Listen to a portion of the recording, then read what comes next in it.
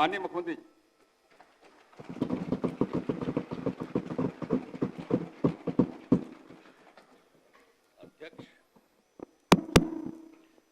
अध्यक्ष महोदय, सर्वप्रथम मैं बिहार विधानसभा के बजट सत्र में सभी माननीय सदस्यों का हार्दिक अभिनंदन करता हूं। बिहार विधानमंडल के दोनों सदनों के संयुक्त अधिवेशन में माननीय राज्यपाल महोदय का अभिभाषण हुआ। मैं बिहार विधानसभा के उन तमाम माननीय सदस्यों को धन्यवाद देता हूं जिन्होंने माननीय राज्यपाल के अभिभाषण के उपरांत धन्यवाद प्रस्ताव पर हुई चर्चा में भाग लिया। माननीय राज्यपाल महोदय ने अपने अभिभाषण में विस्तार से सरकार की उपलब्धियों एवं प्राथमिकताओं की चर्चा की है। राज्य सरकार की प्राथमिकताओं एवं अन्य मुद्दों पर सदन के समक्ष में मैं कुछ बातें रखना चाहता हूं। महोदय, हम लोग तो 24 नवंबर 2005 को यहां पर आए। अब उस समय क्या, अब उसके बाद से जो सरकार में आने का मौका मिला है, अब उसके बारे में हम जरा कहना चाहते हैं कि जब हम लोग आए थे उस समय की स्थिति क्या थी? याद है ना पहले क्या स्थिति थी? शाम में कोई घर से बाहर नहीं निकलता था। मत करिए, नहीं, शांति बनाए रखिए, शांति बनाए रखिए। अरे सब बच्चे हो, क्या पता है आप लोगों का? कुछ पता है? जरा प्रेस वाले से पूछ लो। शाम के बाद में आई बच्चा है, इसका क्या जन्म हुआ था? कुछ है? इसलिए चुपचाप रहो। बैठिए। अगर बोलते रहोगे हम ध्यान नहीं देंगे।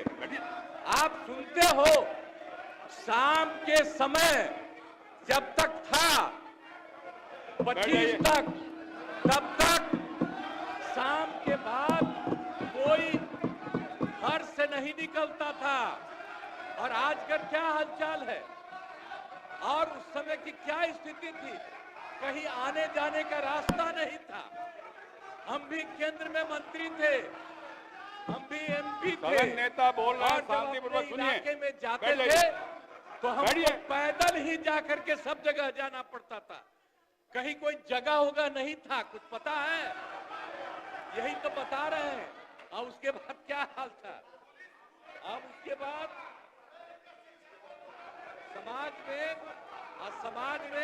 समाज में कितना विवाद होता था।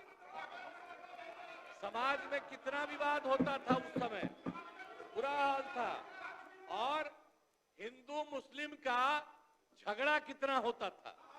वोट लोग लेते थे, लेकिन हिंदू मुस्लिम का झगड़ा कितना होता था। और मुसलमानों को कुछ होता था तो उसको बचाने का कोई उपाय करते थे। ये जब हम आए उसी समय की स्थिति आपको हम बता देते, और उसके बाद हम लोगों ने सब काम किया, हम आगे बता देंगे। अब पढ़ाई का क्या हाल था? पढ़ाई में कम लोग ही पढ़ते थे, ये हालत था जब हम लोग आए। उस समय के पहले की जो स्थिति थी, अपने इलाज का पूरा इंतजाम नहीं था। कोई इलाज भी करवाते थे तो उसका कोई इंतजाम था, उस समय तक का कोई इंतजाम नहीं था। और सड़कें भी बहुत कम थी। उनका माननीय शासकगण, ये डायरेक्ट टेलीकास्ट हो रहा है। आपके नेता ने ये लकीर खींचने की कोशिश की है। आप उस लकीर को क्यों छोटा करना चाहते हैं? क्यों दिखाना चाहते हैं कि आप फोड़ करने वाले लोग हैं? क्यों करना चाहते हैं? शांति से बैठिए, नहीं बैठिए। इससे आपकी पहचान बनने वाली है। अपनी पहचान क्यों खराब करना चाहते हैं? बैठ जाइए, सुनिए। आप बिजली की भी क्या स्थिति थी उस समय? बिजली की भी स्थिति बहुत खराब थी। अब उसके बाद जब हम लोग आए जब हम लोग आए तो हम लोगों ने अब किसी प्रकार का डर एवं भय का वातावरण नहीं है। राज्य में प्रेम, भाईचारा और शांति का माहौल है। हम सबसे पहले जो हिंदू मुस्लिम झगड़ा था उसके बारे में हम कह देते हैं। वो सबका जो कुछ भी था, जो कब्रिस्तानों की घेराबंदी थी, अब वो कब्रिस्तान की घेराबंदी हिंदू और मुस्लिम के इलाके में बना हुआ था। उस सबको बड़ा मुश्किल होता था और कोई नहीं बचाता था, वोट लेते रहता था, लेकिन मुसलमानों का नहीं। लेकिन हम लोग आए और आते ही 2000, सुनो ना यार, कुछ नहीं जाता है। अरे कुछ है। तुम्हारे जो सबसे बड़े, आपके जो सबसे बड़े नेता थे, उनका हमसे क्या रिश्ता था, कुछ पता है? ऐसे ही बोल रहे, इन लोगों के साथ हो गए हो, बेकार का काम कर लिए हो, अब उसको छोड़ दो। हम अब यही कहना चाहते हैं कि पहले जो हिंदू मुस्लिम का झगड़ा था, हमने सबको, और हिंदू मुस्लिम का, और जो हम बता रहे थे कि उसका जो जगह था और उसमें दिक्कत होती थी, हम लोगों ने 2006 में ही उससे बात किया कि आपकी ये जगह कितनी है। उन लोगों ने लगभग हमको बताया था 8000 से थोड़ा ज्यादा कब्रिस्तान की घेराबंदी, और उसका हम लोगों ने पूरा का पूरा घेरा करवा दिया। और अब उसी समय से हिंदू मुस्लिम का कोई झगड़ा नहीं हुआ। और ये लोग झगड़ा करते थे और ये लोग कोई बात करते थे। अरे भाई, हम तो एमएलए थे, होकर के एमपी होकर हम चले गए थे, और उस समय भी यहाँ जो था तो वहां मुसलमानों के साथ क्या हो गया था। अब वहां पर जब हम जा रहे थे, 5 में घूम रहे थे, वहां के मुसलमान, हाँ भागलपुर, वहां का सब मुस्लिम लोगों ने हमको कहा कि साहब इतना पहले झगड़ा हुआ और ये लोग भी 15 दिन रहे हैं, ये लोग भी कुछ नहीं किए। और उसके बाद जैसे ही हम आए, वैसे ही हम लोगों ने वहां के बारे में एक एक चीज को देख लिया, और जो गड़बड़ किया था उसको पकड़ करके उसके खिलाफ एक्शन हुआ। और जितने मुस्लिम परिवार के लोग वहां पर थे, उनको दिक्कत थी, उसको हम लोगों ने पूरा मदद किया। और उसके पहले आपको बता रहे हैं, जो हम लोगों ने 80 से ज्यादा, 8000 से ज्यादा कब्रिस्तान की घेराबंदी की, और उसको कोई झगड़ा नहीं। और उसके बाद भी उन लोगों से हमने पूछा कि आपका जो इस प्रकार का था, आपने बताया, हमने कर दिया, आप कुछ और बताइए। तो उन लोगों ने 1227 के बारे में बाद में बताया। तो अब उसमें भी हम लोगों ने 748, 746 तो कर दिया है, अब बाकी हो रहा है। अब इसी साल लगता भी बाकी काम पूरा हो जाएगा। तो इसीलिए एक तरह से कुछ नहीं हुआ। अब कहीं किसी प्रकार से आप समझ लीजिए कि कोई झगड़ा झंझट नहीं होता। और हमने तो एक बार और किया था, हिंदुओं का भी जो हमने मुसलमानों का ठीक किया, और उसके बाद हमने पता किया कि जो हिंदुओं का भी हिंदू मंदिर है, और उसका भी कुछ न कुछ रात में घेराबंदी करके गड़बड़ करता था। तो इसीलिए हम लोगों ने उसके बारे में पीछ करके 60 साल जितना पुराना था, 60 वर्ष से पुराने हिंदू मंदिरों का भी पूरा घेराबंदी। अब कोई हिंदू वाले में भी झंझट नहीं, तो मुस्लिम का भी जो कर रहे थे झंझट, वो भी खत्म, और किसी प्रकार से कोई काम नहीं। तो एक तरह से हम लोगों ने काम किया। और पुलिस बल की संख्या लगातार बढ़ाई गई है हर तरह से। अब पुलिस बल की संख्या कैसी थी, इतना कम पुलिस बल की संख्या थी। जब हम लोग आए थे तो पुलिस में 42,851 मात्र था, और हम लोगों ने इसके लिए तुरंत करके कहा कि इतना कम पुलिस में क्यों बहाली हो रही है, हम लोगों ने उसकी बहाली की और उसको 1,10,000 कर दिया। अब 1,10,000 कर दिया। इसके बाद हम लोगों ने सदन नेता बोल रहे हैं। और हम ही उनके बीच जा रहे थे लास्ट ईयर ही, हमने कहा कि भाई अब इतना है, इसके चक्कर में मत रहो, हम और ज्यादा करना चाहते हैं। नेता बोल रहे और हैं, उनसे सदन नेता बोल रहे हैं ना, बोलने दीजिए। हम लोगों ने 2,27,873 करने का हम लोगों ने काम कर दिया है और अब लगभग 21,000 और 391 लगभग पूरा हो गया है, वो होने वाला है। और बाकी सबका जैसे हम लोगों ने जितना करा दिया है पुलिस बल का, उसकी भी संख्या काफी हम लोग कर रहे हैं। अब उसके अलावे शुरू से ही जो हम लोगों ने काम किया, एक बात तो आपको हमने बता दिया, लेकिन जब हम लोगों ने काम शुरू कर दिया तो उसके बाद हम लोगों ने आने जाने के लिए घेराबंदी। अब जरा सा पटना का देखिए तो यहाँ पर भी शाम के बाद कोई घर से बाहर नहीं निकलता था। आज जरा देख लीजिए कैसा घर एक एक जगह हम लोग बनाए और कितना बढ़िया है। और अब आप जानते हैं, अब आज रात में लड़का हो, लड़की हो, महिला हो, स्त्री हो, कोई जात हो, 10 बजे 11 बजे तक रात में सब घूमती है। यही हाल है। तो इस सब चीज को देखना चाहिए कि क्या स्थिति हुई। इसीलिए और हम लोगों ने जो शुरू किया, वो शुरू किया सबसे पहले जो काम तो किया ही, लेकिन उसके अलावे जो हम लोगों ने किया शिक्षा के क्षेत्र में और स्वास्थ्य के क्षेत्र में हम लोगों ने पूरा का पूरा काम किया। हम लोगों ने लड़के लड़कियों के लिए पोशाक योजना शुरू की गई। अब आप जानते हैं, तो जो भी हो, सदन नेता बोल रहे हैं, अच्छी परंपरा नहीं कायम कर रहे हैं आप लोग, सभी बोलने दीजिए। उनके लिए काम हम लोगों ने किया। आपको अवसर मिलेगा, विरोध में बोलिएगा जब अवसर मिलेगा तो।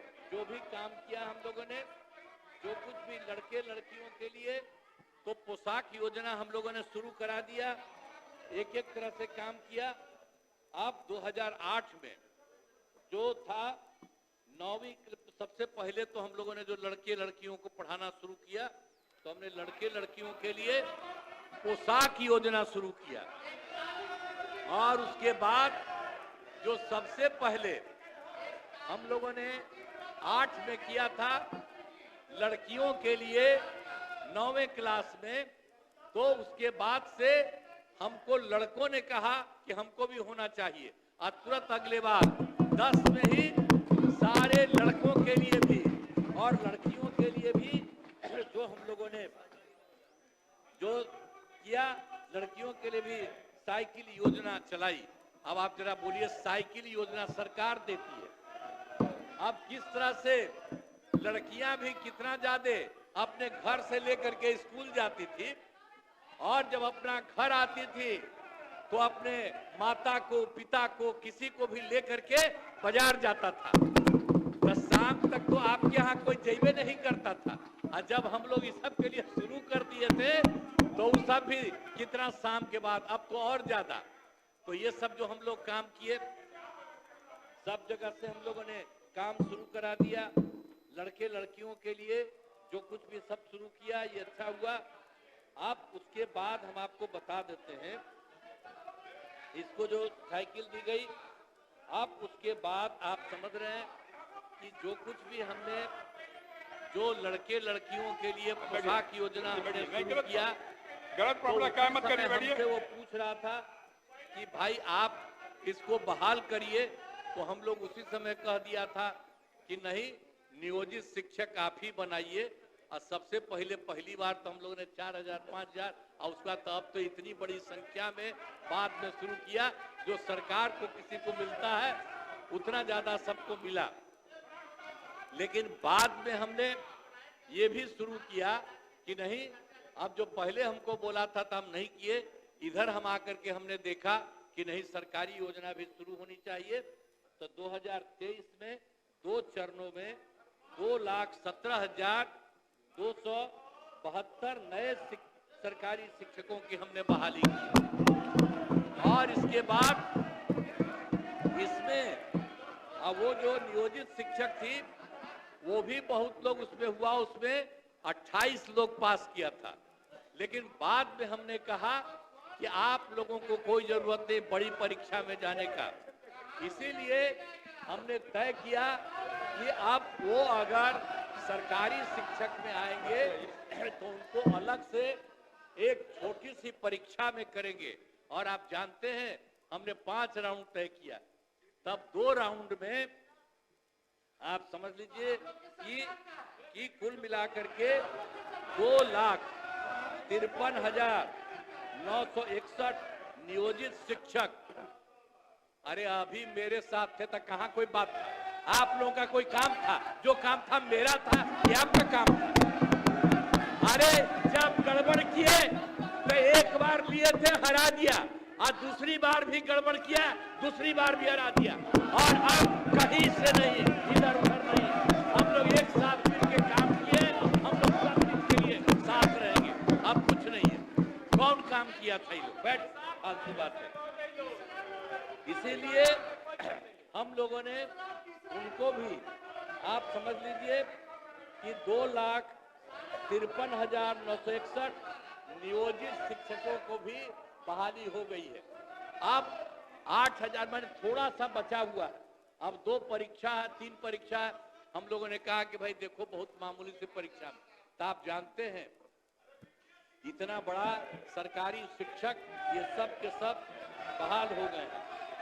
अब उसके बाद हमने तो शिक्षा की बात की, अब स्वास्थ्य के क्षेत्र में भी काफी काम हुआ है। स्वास्थ्य के बारे में भी काफी काम हुआ। पहले स्वास्थ्य व्यवस्था बहुत खराब थी। स्वास्थ्य की स्थिति कितनी खराब थी?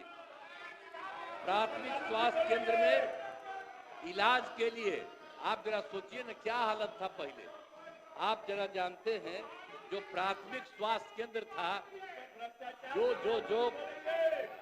मेरे पास इसके बारे में पूरा डिटेल हमने जो करेक्ट किया है, उसके हिसाब से प्राथमिक स्वास्थ्य केंद्र में इलाज के लिए प्रति माह 29 मरीज होते थे।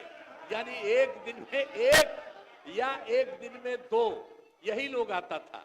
और उसके बाद हम लोगों ने जो इतना काम किया उसमें 2006 से अस्पतालों में मुफ्त दवा और इलाज की पूरी व्यवस्था कर दी। और अब स्थिति यही है कि अब सब लोग हर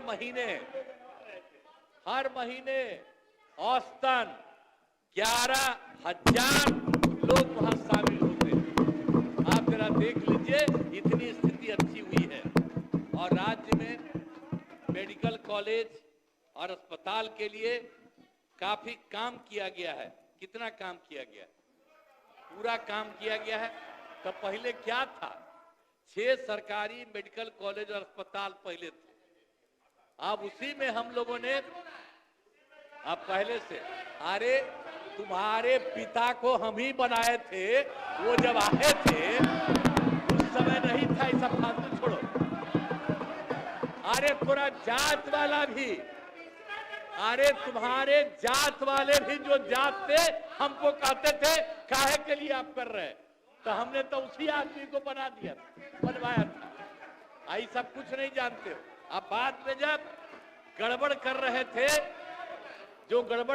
थे, जो पिछड़ा और अति पिछड़ा, आज नहीं, जो हम लोगों के नेता थे कर्पूरी जी वो किए थे, तो वो करना चाहते थे कि अब पिछड़ा अति पिछड़ा का बंद करके खाली पिछड़ा करेंगे। हमने कहा फालतू बात है। अरे अति पिछड़ा है कितना महत्वपूर्ण है, तो हमने उसी समय विरोध किया। और 4, अरे भाई आप जानते हैं ना 4 साल के बाद हो गया ना 994 में हम अलग हो गए। और बाद में जितना हमने काम किया सब लोगों के साथ, तो इसीलिए हम आपको बता रहे हैं कि जो भी मेडिकल कॉलेज और अस्पताल में जो हम आपको बता दिए कि पहले बैठ तो जाइए। कुल 6000 अरे था, अच्छा लगा। तो उसके बाद हम लोगों ने तय किया, अभी तो हो गया है, कुल मिलाकर के 12 हो गया है और 14 और बहुत जल्दी होने वाला है। लेकिन हमने अब ये तय किया है कि नहीं, और जिलों का भी इसको कर दें, और उसके लिए अनेक जगह पर हम लोगों ने इसके बारे में कर दिया। और आप जान लीजिए कि उसके बाद जो भी है, जितना 6 था, तब पटना मेडिकल कॉलेज जो सबसे पुराना था, आप जानते हैं देश में जब कुछ था, आज तो अभी हुआ, 3 दिन पहले हुआ उसका 100 साल, और उस कार्यक्रम में भी गए थे हम लोग। आप उसके बाद आप जानते हैं केंद्र में बहुत कम था, वही पटना मेडिकल कॉलेज हॉस्पिटल का था, तो आप समझते हैं। और उसके बाद हम लोगों ने तय कर दिया, पटना मेडिकल कॉलेज हॉस्पिटल का हमने तय कर दिया है 5400 बेड। ये देश में कहीं नहीं है, ये देश में कहीं नहीं है, उतना हमने वहां का कर दिया। और उसके अलावा बाकी जो 6 में 5 था, उसको हमने कर दिया है, तो सबका 2500 बेड के लिए किया है। और एक जो Indira Gandhi institute of medical science, अब वो तो एकदम बेकार था, हम जब सरकार में आए हम लोग उसका विस्तार कितना करवाए हैं, और उसमें अब काम शुरू हुआ है। अब उसके बाद हमने उसका भी इतना काम करके कर दिया है कि अब उसका भी 3000 बेड हो जाएगा। तो इसके लिए और राज्य में सड़कों, पुल पुलियों का निर्माण कराया गया है, और जो भी है 6 घंटे में पटना पहुंचने के लक्ष्य में, आप जरा जान लीजिए, इतना बनाए हम लोग, सबसे दूर जो था पटना से, तो उसका हो गया 2016 में 6 महीने में 6 घंटा में आने लगा। लेकिन उसके बाद फिर हम लोगों ने सोचा कि इसको और कहें, तो लगभग अब 5 घंटा के करीब हो रहा है। अब उसके बाद ये भी तय किया, कल ही बोले हैं, इधर 3:30 बजे बोले, अब उसके उस दिन जो बोले हैं, अब उसके बाद उसमें यही इसलिए कि उसको तो हम लोगों ने 6 का किया था, उसको 5 का करने जा रहे हैं, होने जा रहा है। अब उसके बाद भी उसके आगे हम लोगों ने तय किया है कि दूर से भी पटना आने में 4 घंटा का हो, इसके लिए भी हम लोगों ने काम करने की कोशिश किया। और उसके बाद जरा जान लीजिए, हमने यही किया है, 7 निश्चय के तहत अनेकों काम, अब ये तो हम पहले से करा रहे हैं, और बाद जो हम लोगों ने 7 निश्चय किया, अब उसके अंतर्गत हम लोगों ने, अब जो 2005 था उसमें बिजली बहुत कम जगहों पर थी, जो हम बता दिए। 2005 में बिजली बहुत कम जगह पर थी, और पटना तक में 8 घंटा से ज्यादा बिजली नहीं रहती थी, और जगहों का हाल और भी खराब था। तो हम लोगों ने, और घरों में पीने का पानी की भी व्यवस्था नहीं थी, और घरों में शौचालय न के बराबर था, लोगों को शौच के लिए काफी दूर जाना पड़ता था। तो उसके बाद हम लोगों ने तय किया, 7 निश्चय के तहत हर घर बिजली, हर घर नल का जल, हर घर शौचालय, और टोलों में पक्की सड़कों का हम लोगों ने निर्माण किया। 2020 में ये काम पूरा हो गया।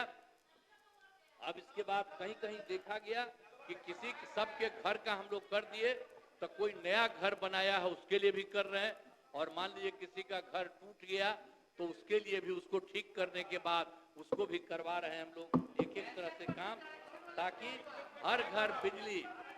अब आप सोच लीजिए, हर घर बिजली, हर घर नल का जल, हर घर शौचालय। आप जरा सोचिए ना कि लोग कहाँ जाता था, घर में कहीं उसको करने का नहीं, बाहर जाता था दूसरे जगह, अब बाहर जाता था, अब पखाना करता था, उसमें कई तरह से प्रॉब्लम होता था। इसीलिए हमने ये सब काम कराया, और आज कितनी सुविधा सबकी हो रही है। तो इसलिए हर घर में हम लोगों ने बनाया, तो एक एक तरह से सब काम किया, घर बन गए हैं, और उसके बाद हम लोगों ने 2020 में 7 निश्चय 2, अब उसमें तो 7 निश्चय में वो काम किया, अब 2020 में जो 7 निश्चय 2 का काम किया है तो उसमें भी अनेक काम हो रहे हैं। अब जो भी काम हो रहा आप देख लीजिए, ITI एवं पॉलिटेक्निक संस्थान में सेंटर ऑफ एक्सेलेंस स्थापित किए सदन गए। नेता बोल रहे हैं, ये अच्छी परंपरा नहीं कायम कर रहे हैं। योजना के अपने स्थान पे बैठ माध्यम जाइए। से अनुसूचित जाति, अनुसूचित जनजाति, अति पिछड़ा सभी वर्गों की महिलाओं, सामान्य और पिछड़ा वर्ग में युवाओं तथा अल्पसंख्यक वर्ग के लोगों का काम किया गया। और उच्चतर शिक्षा हेतु महिलाओं को प्रोत्साहित करने के लिए इंटर पास करने पर आप जानते हैं कि इंटर कोई पास करता है, +2 पास करता है, उसको हम लोग देते हैं महिला को 25,000, और कोई मैट्रिक पास करता है +2 तो उसको हम देते हैं 50,000 रुपया। ये सब काम हम लोग किए हैं। इसके अलावा हर खेत तक सिंचाई, ग्रामीण जल क्षेत्रों में सोलर स्ट्रीट लाइट, शहरों को स्वच्छ एवं विकसित बनाने हेतु नागरिक सुविधाओं का कार्य, ग्रामीण पथों का निर्माण, शहरों के नजदीक बाईपास का निर्माण एवं टेली मेडिसिन तथा बाल हृदय योजनाओं पर तेजी से काम कराया गया। अब इसके बाद आप जान लीजिए, अभी भागिए रहे हैं, इतना भाग गए इसीलिए कि इन लोग को कोई समझ में आ रहा है। पहले कितना बुरा हाल था, अब जब कर रहे हैं, बता रहे हैं तो ऐसे ही कर रहा है। तब इसके बाद अगला चुनाव होगा तो इस सबको कुछ नहीं मिलेगा। आप समझ गए, हम लोग सब काम इतना बढ़िया से कर रहे हैं कि जनता खुद सोचेगी कि आखिर कौन काम करने वाला, इसलिए जरा सोच लीजिए। और हम लोग जो साथ हैं एक ही साथ रहेंगे। अब एक बार और हम कहना चाहते हैं, कृषि रोड मैप के माध्यम से कृषि का विकास, जो कृषि रोड मैप भी हम लोगों ने 2008 में किया, तो उसके चलते हम लोगों ने प्रथम कृषि रोड मैप तो किया 2008 से 12 तक, और दूसरा किया 12 से 17 तक, और तीसरा तो किया 7 से 22 तक, 1 महीना और एक्स्ट्रा किया। फिर हम लोगों ने 23 से चौथा किया और उसमें बहुत सारी चीजों का निर्माण किया है, सब तरह से सारा काम हुआ है। 2006 में अब आप जानते ही हैं कि जो हम लोगों ने क्या किया, तो पंचायती राज था उसके में भी, और 2007 में नगर निकायों में हम लोगों ने 50% महिलाओं को किया। आप सोच लीजिए कितना बड़ा हुआ। और अब तो इतनी महिलाएं और बढ़ गई हैं कि अब तो एक तो हम कर रहे थे 2006 में उसका जो हुआ था पंचायती राज का, और 7 में नगर निकाय का, तब तो उसके बाद चौथा चुनाव भी हो गया, 4 चुनाव भी हो चुका है। अब कितनी बड़ी संख्या में महिलाएं सब तरह से काम कर रही हैं। और उसके बाद आप जान लीजिए, हमने 2013 में ही जो पुलिस में महिलाएं थी उनको हमने 35% का आरक्षण दिया। और आप जानते हैं 13 में भी हमने ये काम किया, उसके चलते इतना ज्यादा वो महिलाओं को वृद्धि हुई, उसमें महिलाओं को दिया हमने। तो अब आपको बता रहे हैं कि उसमें हम लोगों ने जो दिया, तो उसमें पुलिस में जितनी महिलाएं हो गई हैं वो राज्य में, देश में दूसरे राज्य में कहीं नहीं है जितना यहाँ महिलाओं की संख्या हो गई। और 2016 में हम लोगों ने तय किया, महिलाओं को सरकारी नौकरी में 35% का आरक्षण दिया है, सब कुछ किया। तो उसी तरह से एक बात और आपको कहना चाहते हैं कि पहले, ये तो हम पहले वाला बात आपको करा दिए जो हम लोगों ने 6 में किया, 7 में किया। अब उसके बाद हम आपको एक बात और कह रहे हैं कि जो कुछ भी हम लोगों ने काम किया 2006 में क्या था, स्वयं सहायता समूह। हम लोग तो केंद्र में मंत्री थे, केंद्र में थे, इधर उधर बाहर भी घूमे थे। स्वयं सहायता समूह में महिलाएं जगह जगह थी। जब हम यहाँ पर 5 में आए तो यही सोचे कि यहाँ पर होगा, तो जब हम देखने के लिए गए पता चला एक जगह की कुछ है, वहां देखे कि बहुत कम और कहीं नहीं था।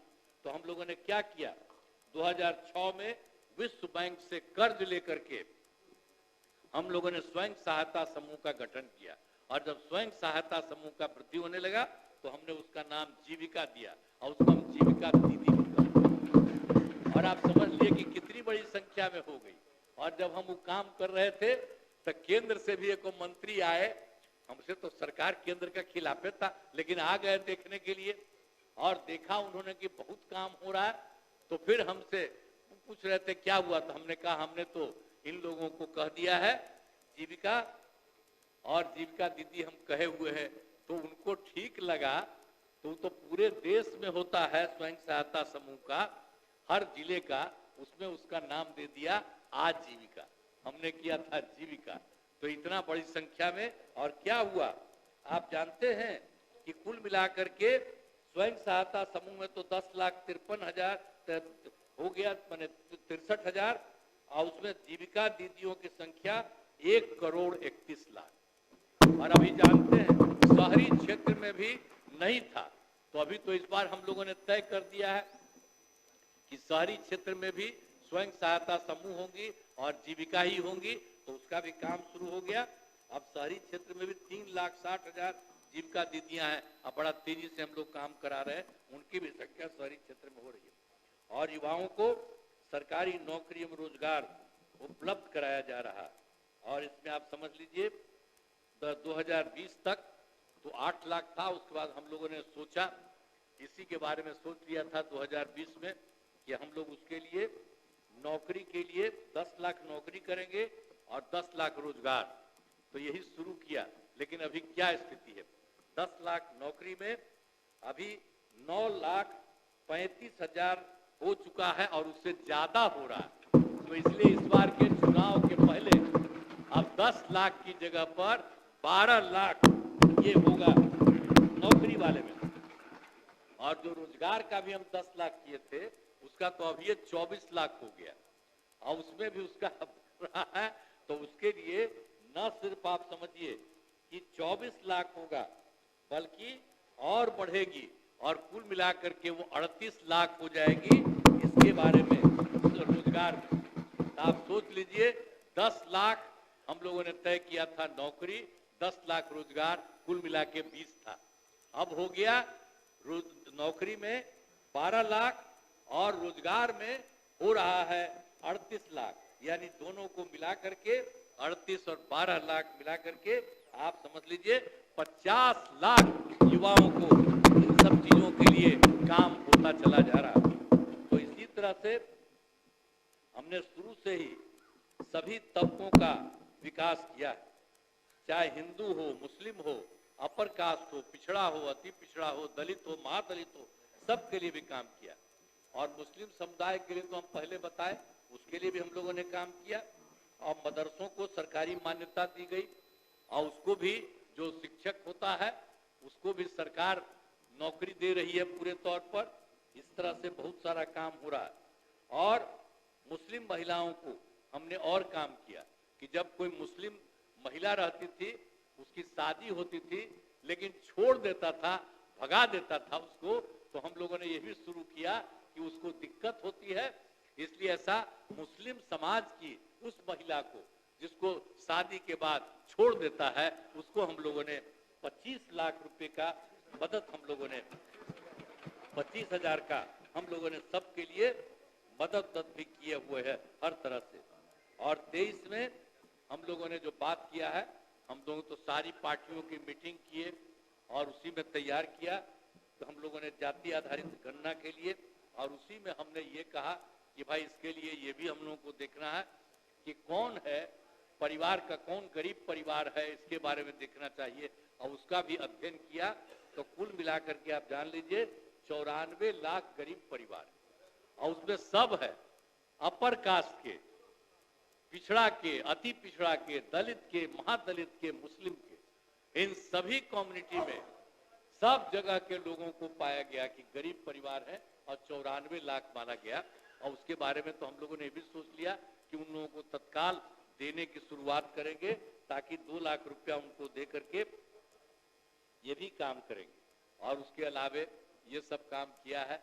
अब प्रगति यात्रा तो है, तो आप जानते ही न है कि हम लोग तो गए प्रगति यात्रा में 23 दिसंबर 2024 से शुरू किए और उसके बाद हमने 21 फरवरी तक किया।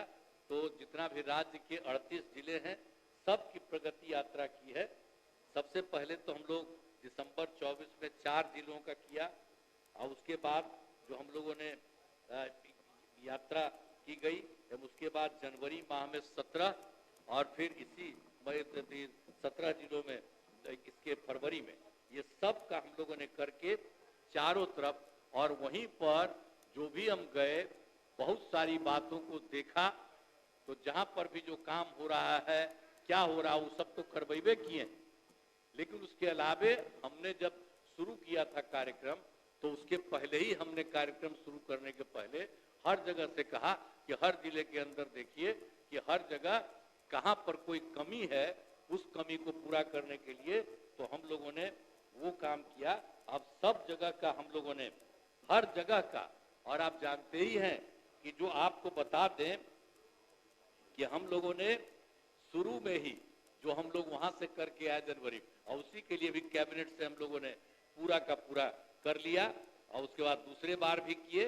तो अब हम लोगों ने पहले 4 फरवरी को कर लिया था कैबिनेट से, तो जो भी कमी थी उसके बारे में तय किया, और इसके बाद जो तय किया 25 फरवरी को उसमें भी किया गया। और उसी तरह से 38 जिले में जो भी घोषणाओं के संबंधित हुआ तो 430 योजनाओं की स्वीकृति, आप सोच लीजिए हर जिले में जो था 430 ऐसा था। अब उसको सुधारने के लिए हम लोगों ने 25,000 करोड़ रुपए का तय कर लिया और उसी के चलते अब काम शुरू हो रहा है। एक एक चीज तो ये लोग क्या बोलता है, सबको कोई मतलब है? आज तक कोई काम किया है? सब खम्मा तो हम लोग शुरू से कर रहे हैं। अब यहीं पर देख रहे हैं, आज जब भी हम कहीं जाते थे तो वहीं पर कोई भी आदमी किसी भी पार्टी का था, कोई कहता था, उसकी भी बात को सुना जाता था। तो ये जितना देखा गया, अब जो भी है उसके बारे में देखा जा रहा, उसमें भी, और कुछ जगह के बारे में तुरंत पता चला था, उसको भी हम लोगों ने अडॉप्ट किया और बाकी एक एक तरह से सारा काम किया जा रहा। हम लोग हर तरह से सब तरह से काम कर रहे हैं और उसी के अलावे हर तरह से राज्य सरकार बिहार के विकास एवं समाज के हर तबके के उत्थान के लिए दृढ़ संकल्पित है। ये पूरा का पूरा हम सब लोग काम कर रहे हैं और बहुत खुशी की बात है कि वर्ष 24 में नई केंद्र सरकार के गठन के बारे में आप सोच लीजिए। केंद्र सरकार के बारे में हम लोग को क्या, हम लोग तो कर ही रहे हैं, लेकिन केंद्र सरकार का भी जो सहयोग हुआ है, जो आप समझ लीजिए जब चुनाव 24 में चुनाव हुआ, अब उसके बाद जो फिर सरकार थी तो पहली बार उसने केंद्र सरकार ने ये के उसके गठन के बाद उन्होंने किया बिहार के लिए विशेष आर्थिक सहायता के रूप में। आपको बता दें, सड़क, उद्योग, स्वास्थ्य, पर्यटन और बाढ़ नियंत्रण के लिए बड़ी राशि देने की घोषणा उन्होंने की। और फिर इस वर्ष 2025 में जब दूसरा चुनाव हुआ है तो केंद्र सरकार के द्वारा प्रस्तुत बजट में बिहार के लिए मखाना बोर्ड की स्थापना, बिहार के नए हवाई अड्डों का विकास, पश्चिमी कोसी नहर परियोजना के लिए वित्तीय सहायता, पटना IIT के विस्तार की घोषणा की गई है। इसके लिए हम आदरणीय प्रधानमंत्री श्रद्धेय नरेंद्र मोदी जी का हम अभिनंदन करते हैं, उनको हम धन्यवाद देते हैं कि उन्होंने दोनों बार 24 में और 25 में भी उन्होंने बिहार के हित में बहुत सारी योजनाओं के बारे में उन्होंने तय किया। सरकार की कामना है समाज में सद्भाव एवं भाईचारे का वातावरण कायम रहे और हमारा राज्य प्रगति के पथ पर अग्रसर रहे। अब इसके अलावे आप जानते हैं महामहिम राज्यपाल महोदय ने राज्य सरकार की उपलब्धियों के बारे में सभी बातें कही हैं। मैं आदरणीय राज्यपाल महोदय को उनके अभिभाषण के लिए नमन करता हूं और इन्हीं शब्दों के साथ पुनः मैं आप सबको धन्यवाद देता हूं।